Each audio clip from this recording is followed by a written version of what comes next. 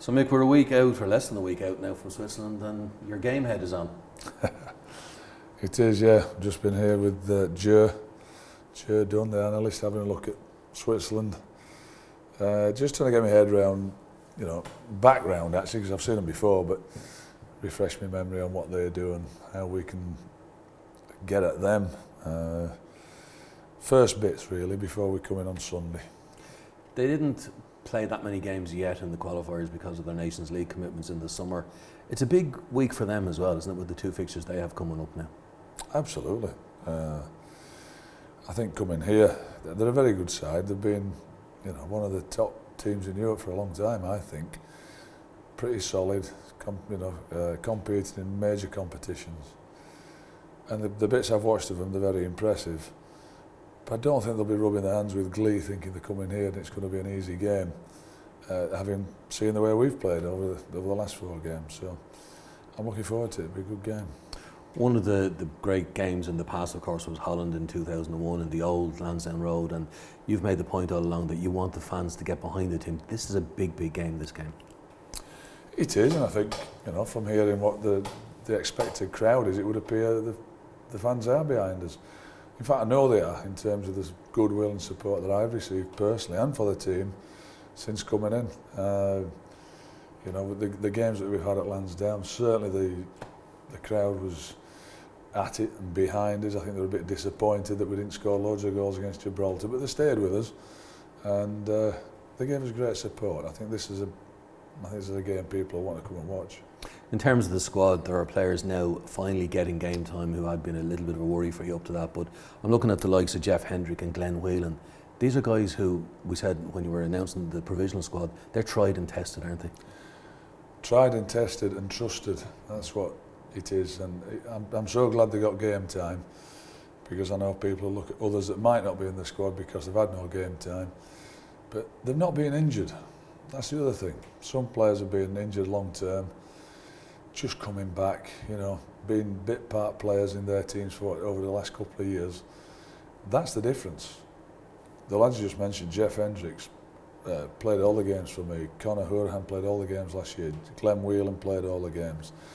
And it's not a game, and I keep saying it's not a game for debutants. It's a big game, where you need a bit of know-how. In terms of younger players, Callum Robinson has taken to the Premier League by storm, hasn't he? He has. He impressed everybody, I think, in a game against Gibraltar, and everybody can say, well, it was Gibraltar, but he had a man of the match performance. And I thought when he came on in Denmark, he was excellent, as was, of course, Alan Judge, Scott Hogan. The 3 lads came on and helped change that game completely. Yeah, I've been delighted with Callum. And Josh Cullen, he was probably unlucky not to get a cap before the summer, and you've seen him this season already, and he's pushing hard. He is, playing in a very good Charlton team. I watched them against Nottingham Forest midweek, week before last, and they were excellent, and he was as well. They should have won the game, they ended up drawing 1-1, but Josh was a really good performance. He gets about the pitch, he puts his foot in, he's very good technically, he can handle it, he's very good passer. Yeah, I can see why West Ham didn't want to sell him. They've loaned him out to see if he can progress in the Championship, and already he's stuck to that like a duck to water, to be honest. In terms of the players, 3 under-21s were in your provisional squad, and Stephen Kenny made the point at his press conference that you've been very good because you've given them back to him for their competitive games.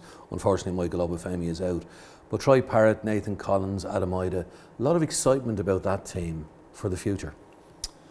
Yeah, well, they're all getting game time at their clubs. And certainly Nathan Collins has impressed everybody, I think, up at Stoke. He's captained the team in one of them. Troy Parrott, who he played in the friendlies, he played in the pre-season friendlies. Adam Ida played in the cup there the other night. I think it's great. It's great for Stephen that he's got players that, and of course Michael Obafemi did, but he's injured, I believe now. It's great for Stephen. He's got players playing in his under-21s who are playing in league football. That makes a huge difference to him. And Stephen and I spoke, and I said, yeah, I've named him in my squad, but I'm not going to play him. But I've named them, so if we need them, if I want them, we can have them. And Stephen fully understood that, but he's delighted that he's getting them. In terms of the summer, again, Mark Travers was very unlucky with the injury he got in Portugal, and Alan Byrne, the team doctor, said it was a freak injury, but he got cup action the other night and saved 3 penalties in the shootout. Trav's great. It's funny, I went down to Bournemouth to watch the first game of the season, to watch the 4 Sheffield United lads. Kind of hoped that Mark might be involved, but I didn't think he would be. But I sat and watched the warm-up, and he was in the goals where they were shooting at him. He was magnificent. He was pulling saves off everything. So I think he'll be disappointed, but he'll be delighted to back in the squad. And yeah, good performance again by him in midweek. Second half of the qualifiers, 4 games to come. Is next week as much about ensuring Switzerland don't get something out of Dublin? I would say so, yeah, because I'm certain they play Gibraltar next after us. So, you know, the last thing we need is them coming here and taking anything from us, to be quite honest, but certainly taking 3 points from us. We'll be going again, trying to win the game. We'll be as positive and as aggressive as we can be against a very good side. But, you know, as you said, they missed out games because of the Nation League commitments.